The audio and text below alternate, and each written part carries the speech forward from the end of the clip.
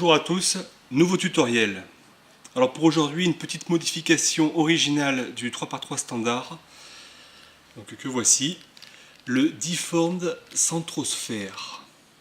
Donc on va voir de quoi il s'agit.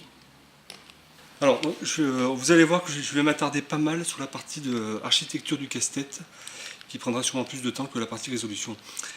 Car à la première vue, on a affaire à un design assez stupéfiant. Mais donc on va analyser un petit peu ce casse-tête et puis voir comment on va s'y prendre pour le résoudre. Mais à première vue, il donne l'impression de ne pas être simple du tout. Alors je vais commencer par les couleurs, parce que le code couleur, comme vous pouvez voir, est différent du standard habituel. Alors si en face du blanc on a bien le jaune, ensuite on a le vert ici, donc un vert assez turquoise même presque. On s'attend à avoir du rouge ici, mais en fait on a du rose, donc c'est du rose à la place du rouge. Après on a bien du bleu et ensuite c'est bien du orange. Donc bien penser que là voilà, sur ce modèle là c'est du rose à la place du rouge. Donc voilà pour les couleurs. Alors au niveau de l'architecture, donc qu'est-ce qu'on a? En fait on a l'impression d'avoir face à nous une sorte de boule qui serait à l'intérieur d'un coffre, on va dire. Et qui donne une impression un petit peu futuriste, un petit peu étrange. Mais on reconnaît bien qu'il y a plusieurs couches, en l'occurrence 3, comme ceci par exemple en vertical, ou comme cela, donc qui correspondrait ni plus ni moins qu'à un 3 par 3. Le problème c'est qu'on constate également que lorsque l'on va tourner, donc par exemple si je tourne à droite, vous voyez, j'embarque également une partie de cette cage, on va dire, qui entoure la boule. Voilà, vous voyez, comme ceci. Donc c'est assez intriguant. Donc on a cette sorte de boule qui serait un petit peu notre 3 par 3 à l'intérieur, et une cage, on va dire, en mode 2 par 2, parce qu'on voit que c'est des coins finalement tout autour. Donc voilà pour l'architecture globale du casse-tête. Mais si on regarde plus en détail, en fait, on se rend compte qu'il s'agit d'un casse-tête un petit peu en trompe-l'œil. Alors pourquoi je dis ça? Parce qu'on a l'impression qu'il faut d'abord résoudre le 2 par 2 extérieur, puis après le 3 par 3 interne, ou l'inverse. Mais en fait non, parce que je vais vous montrer avec les rotations que ce genre de pièces là qui ferait partie de la cage externe, en fait ce ne sont ni plus ni moins que les coins du 3 par 3 interne. Et finalement quand on sait ça, on se rend compte finalement que la résolution n'a rien d'exceptionnel. Puisque cette pièce là, alors si j'en prends avec une couleur un peu plus sombre, peut-être pour mieux voir, parce que les couleurs sont assez vives, là, si on prend cette pièce là qui serait donc le coin de la cage, on va dire, de la structure externe, on voit en fait qu'il englobe, à chaque fois qu'on va le bouger, il va également bouger ce qui serait un coin de notre sphère ici, vous voyez, 3 par 3. Donc en fait c'est la même pièce finalement. Donc si on bouge cette pièce, en fait on bouge les coins ici, ce qui veut dire au final que nos coins 3 par 3 en fait prennent en compte cette pièce là, cette grande pièce ici, vous voyez celle-ci là. D'accord? Donc c'est assez étrange comme mécanisme, mais au final on se rend compte qu'on n'a pas un 3 par 3 inclus dans un 2 par 2, mais on a bien finalement un 3 par 3 standard qui est juste déguisé d'une certaine manière, mais où ces pièces extérieures en fait tournent en même temps que les pièces internes. De ce fait, ce coin, c'est ni plus ni moins que le coin ici du 3 par 3. D'accord? Ou ici par exemple, ou là. Donc de ce fait, ça peut paraître étrange parce qu'on peut se dire, donc là j'ai tourné à droite tout à l'heure, donc j'embarque à la fois une partie de la cage et ma rangée de droite ici, là du 3 par 3 on va dire. Mais on peut se dire, mais comment on peut tourner finalement la rangée du milieu, vu qu'elle serait bloquée par la cage externe?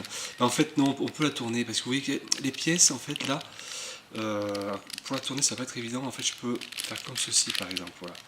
Vous voyez que j'ai juste tourné la rangée du milieu. D'accord, indépendamment de ma cage externe, on va dire.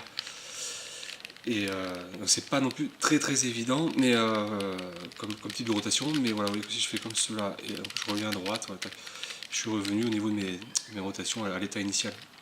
Mais on peut donc tourner indépendamment, quelle que soit la position dans laquelle je me trouve, la rangée du milieu, vous voyez, comme ceci.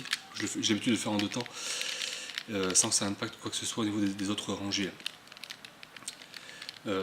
C'est presque plus cette partie extérieure gêne plus qu'autre chose, on va dire, au niveau des rotations, mais au final, et j'insiste bien là-dessus, on n'est pas avec un casse-tête en fait, qui constituerait un 3x3 à l'intérieur d'un 2x2, mais on a bien un 3x3 pur et dur avec ce casse-tête là.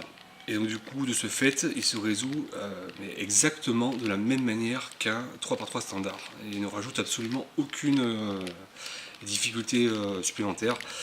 La seule contrainte, c'est que les rotations ne sont pas aussi fluides que sur le Rubik's Cube standard. Mais une fois qu'on a assimilé ce concept-là, on se rend compte que c'est vraiment un casse-tête en trompe-l'œil et qu'il s'agit d'un 3x3 standard.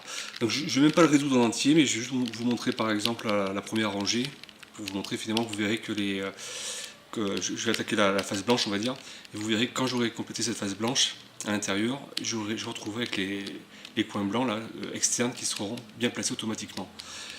Je vais vous montrer ça et après pour la fin de la résolution c'est exactement pareil que sur un 3x3, il n'y a aucune difficulté qui vient se rajouter. Donc je vais le mélanger et puis on va regarder pour compléter cette première rangée blanche. Donc voici le Deform Centrosphère 3x3 dans un état mélangé, d'accord. Donc il peut paraître assez spectaculaire, mais pour confirmer ce que je vous disais donc dans la partie architecture du casse-tête, si je me fie sur ces coins on va dire de type 2x2, vous voyez par exemple que celui-ci donc, qui est jaune, rose et bleu, donc dans un état mélangé, finalement il sera toujours collé donc, à un coin jaune à 3x3, ici la partie rose sera collée à un coin 3x3 rose, et ici la partie bleue forcément est indissociable du coin bleu 3x3 qu'on voit ici, d'accord. Pareil ici, vous voyez, c'est toujours la même couleur. On ne peut pas casser cette structure externe par rapport à la structure interne. Et c'est ce qui fait que c'est un casse-tête un petit peu en trompe-l'œil, car au final, vous allez voir, là, on va compléter la face blanche et automatiquement, tous ces coins externes qui ont du blanc viendront se mettre comme il faut autour de la face blanche interne. Donc alors, on va partir comme si on avait un 3x3 standard donc dans les mains, en se basant sur les centres. Donc blanc ici, d'accord. Donc je vais chercher mes arêtes pour constituer ma croix blanche classique, d'accord. Donc alors on va regarder les arêtes. Donc là j'ai blanc et de l'autre côté là bleu. Donc du coup elle doit être à mi-chemin, à cheval pardon, entre la face blanche et la face bleue qui est régie par la couleur du centre, d'accord. Donc je la mets en bas, d'accord. Et elle se met là, et hop, si je monte, voilà, donc là elle est bien placée, d'accord. On arrête. Donc classique, on fait ça avec toutes les autres arêtes. Par exemple ici j'ai la blanche et orange, donc je vais descendre. Vous voyez que c'est pas forcément évident des fois pour tourner. Alors là je suis bloqué. Voilà, donc elle est en bas, donc on a dit blanche orange, donc je me mets en position ici afin de la remonter, vous voyez.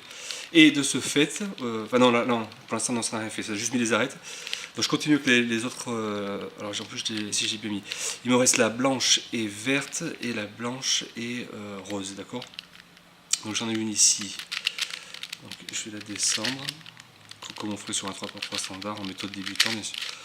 Voilà, donc elles sont là, là du coup j'ai ma croix blanche qui est complète, donc en adéquation avec les centres des faces adjacentes. Et voilà, ce que je voulais vous montrer, c'est surtout des coins. Donc par exemple, qu'est-ce qu'on peut regarder par exemple comme coin?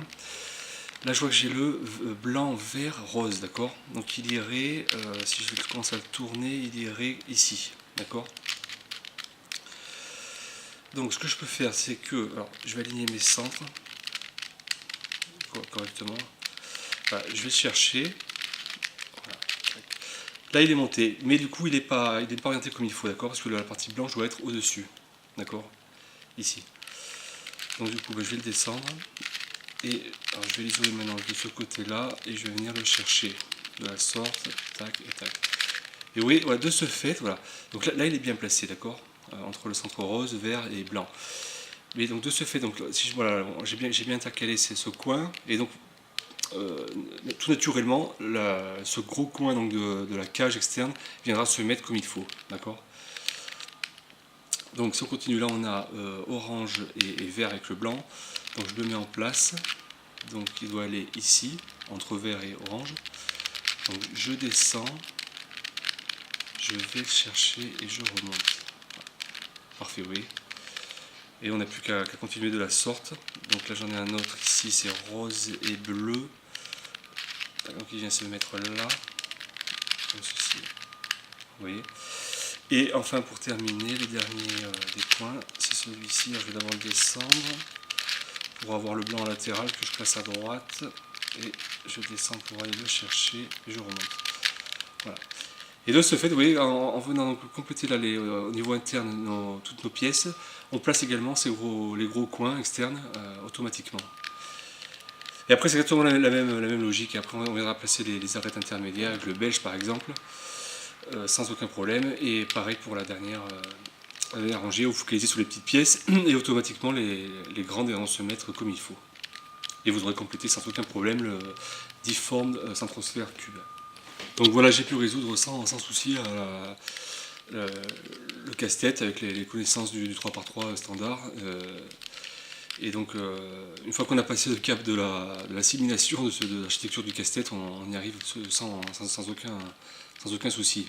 C'est même une des modifications qu'on peut appeler les plus simples, quelque part, puisqu'elle n'apporte quasiment aucune difficulté supplémentaire. C'est juste ce genre de casse-tête, voilà, il faut bien analyser dès le départ son architecture et avant de passer à sa résolution et on se rend compte que voilà, dans certains cas comme celui-ci, il n'y a rien de sorcier finalement. Donc voilà, j'espère que ce tutoriel peut s'avérer utile et puis je vous retrouve pour une prochaine vidéo. Bye.